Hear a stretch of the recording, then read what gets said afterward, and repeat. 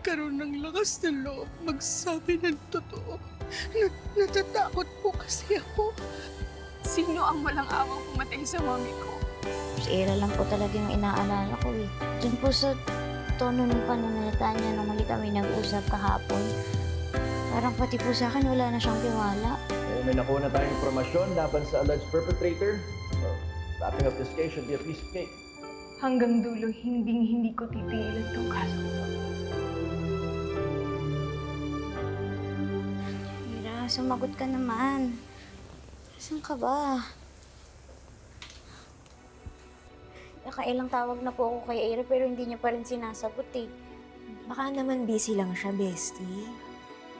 Tsaka baka depressed pa. Ayaw lumabas sa bahay nila. Oo nga, Mine. Eh baka ayaw niya kumausap na kahit na sino. Pero okay pa naman po siya nung unang araw eh. Tapos bigla na lang siya naging cold sa akin. Puntahan ko na po kaya sa kondo niya. Anak, pabayaan mo na lang muna si Ira. Baka gusto lang niya mapag-isa. Hindi naman yun makakatiis na hindi pumunta dito.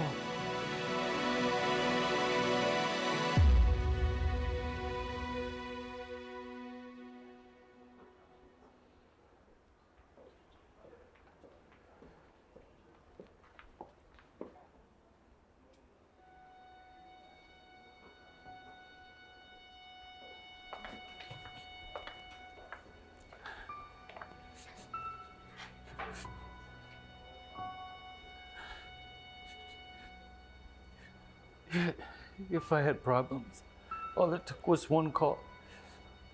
Mer would be there for me in a heartbeat. Most of the time, I didn't have to say anything. She just knew I wasn't okay. Now, how am I supposed to live without her, Lilith? Gusto ko po magpasalamat sa inyo. Miss Punky. Isa po kayo sa dahilan kung bakit naging makulay yung buhay ni nanay.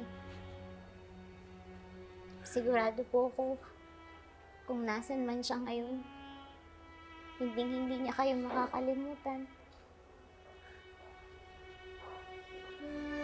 I promise you that I will take care of your daughters, Era and Let. I know they're the most important thing to you.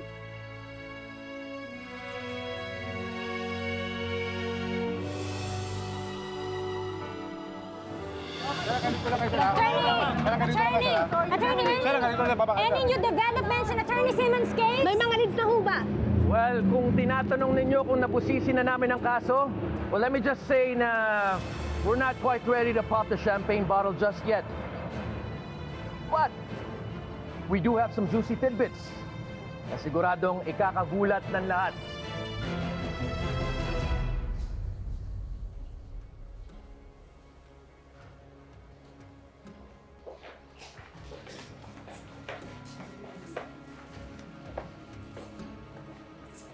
Bestie, ini-interview si Attorney Renan.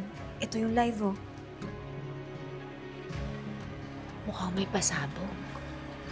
May nakalap na tayong solid evidence laban sa alleged perpetrator. Attorney, can you tell us who's the topic? Well, think of it as the plot twist that you didn't see coming. Attorney, can you tell us who the suspect is? Excited? Kumbaga sa teleserye, wala pa nga tayo dun sa climax. Ending na agad, gusto nyo malaman at mapanood. Rest assured, we're doing our very best to capture our villain. And trust me, when we do, it'll be worth the wait. Alam na nila kung sino pumatay kay nanay?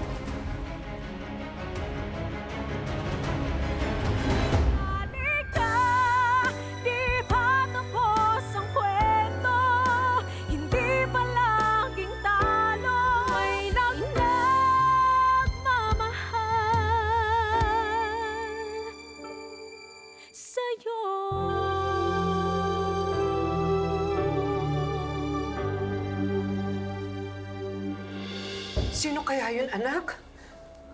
Teka. Bakit sila lang ang nakakaalam? Oo nga. Hindi ba dapat ina-update ka nila? Wala pa silang sinasabi sa'yo, bestie? Ayun na nga yung pinagtataka ko eh. Bakit wala man lang nag-update sa akin na may development na sa kaso ni nanay? Di ba anak, kausap mo si Atty. Spunky? Wala ba siyang nabanggit sa'yo? Wala po. Isasabihin niya naman sa akin kung may nalalaman siya eh. Alam na rin kayo ni Ira po.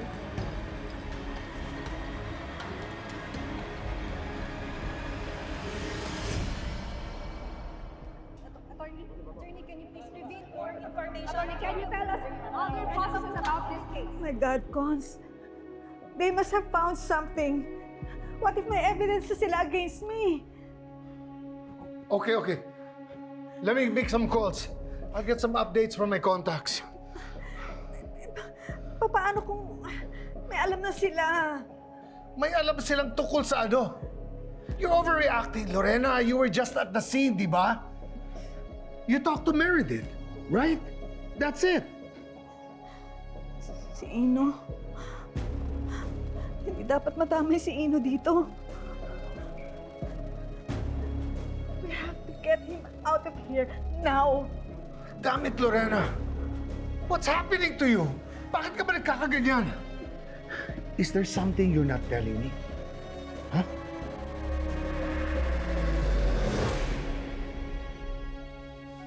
Pati si Atty. Allen hindi sinasagot yung tawag ko. Diyos ko. Ano na bang nangyayari?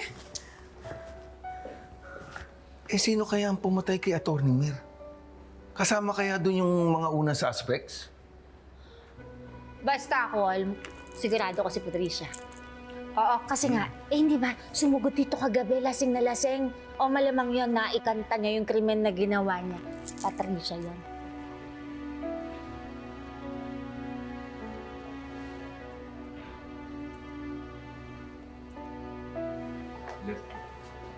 Kurt, buti naman nandito ka na. Napanood mo ba yung interview ni Atty. Allen? Alam na daw nila kung sino pumatay kay nanay. May alam ka ba doon? Wala eh. Nagulat nga din ako eh. Hindi ko alam kung bakit ako kinakabahan ng ganito. Siguro kasi makakarap ko na kung sino yung gumawa nito kay nanay. Kung sino man siya, hindi ko alam kung anong magagawa ko sa kanya.